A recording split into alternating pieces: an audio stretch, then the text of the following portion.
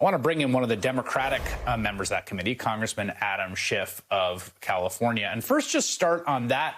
There was a lot of back and forth and a lot of Beltway press sort of second guessing of what went down with Kevin McCarthy's appointments, two of them being sort of blocked by the speaker, and then this, arrangement that you ended up with. But to me, it felt like I was transported into like a different universe today, and I didn't long to go to the alternate universe of Jim Jordan up on the dais. How did you feel as a member of that committee? Well, it's interesting that you would introduce the segment this way, because that was exactly my feeling walking out of that hearing today, which is, my God, we got to hear from the witnesses. All the committee members, Democrats and Republicans, were interested in getting to the truth. They were interested in what the witnesses had to say. It was about them and their experience. And it was so breathtaking, and in that it was how a hearing should be done.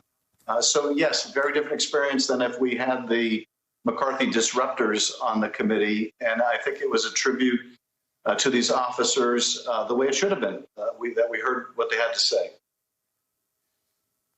I want to play something that Congresswoman Cheney said. She has been very clear about subpoenas and the use of those subpoenas. She even mentioned today the possibility of members of Congress being called as witnesses. Here's what she had to say. Take a listen.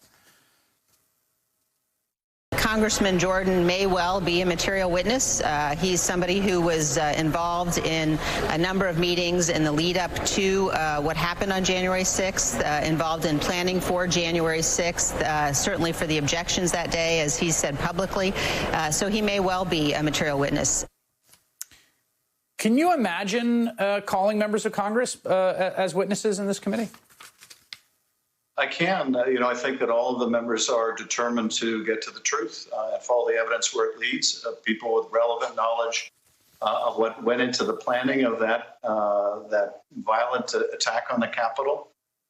They may very well be material witnesses, as Liz Cheney has to say. So no one is off the table. And at the end of the day, if we're going to produce a comprehensive report that makes recommendations about how to protect the country going forward, we can't afford to say, we won't look at this area. We're going to willfully have a blind spot. So, yes, we'll go where the evidence leads us. I have to say, and I don't know if you're going to be able to answer this honestly on the record on TV, but I'll ask it anyway. In my conversations with members of Congress, both on air and off, on the record and off, and in my reporting on this, you always come up against this sense from people that there's more to that day than we currently know, and that they kind of know there's more than we know, but can't say anything about it. That is what I have encountered. Now, that might not be true. It might not. It might be. Why does that keep coming up? Why do I keep getting that sense in every interaction that I have reporting on that day? Well, I'm not going to give you that sense, Chris, because I really have a lot of unanswered questions, and I have a predetermined conclusions. But I will say this. Those insurrectionists, many of them, they believed what they were doing was ordered by the commander-in-chief. They believed that the election had been stolen. And a lot of my colleagues in Congress that were pushing the big lie knew it was a lie. And in that sense, they're as culpable as anyone because they understood that they were laying the foundation for, a real diminution of our democracy, a breakdown of our institutions.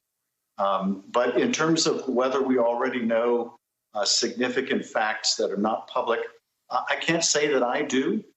We're trying to find out just in the Intelligence Committee, even before the Select Committee, what did the intelligence say? Why were we so ill prepared? And we still don't have the answers. There was a development today from the Department of Justice pertaining to Department of Justice policy about former Trump administration officials testifying before the committee. Now, normally, this is sort of zealously guarded by the executive.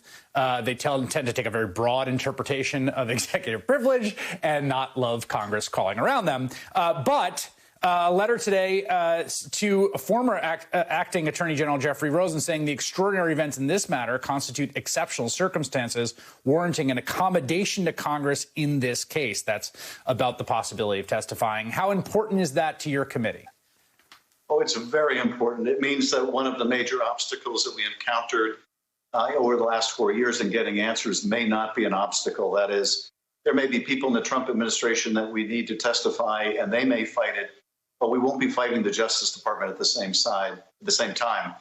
And if it does go to court, we will have the Justice Department making the argument with us, not against us. So that's huge. And you're right. It doesn't come easily. It doesn't come naturally to the executive branch that wants to preserve even the possibility of a privilege someday. So I consider that a very, very good sign. All right. Congressman Adam Schiff, who is on that committee, will be hearing more from you in the weeks and months ahead. Thank you very much. Thank you.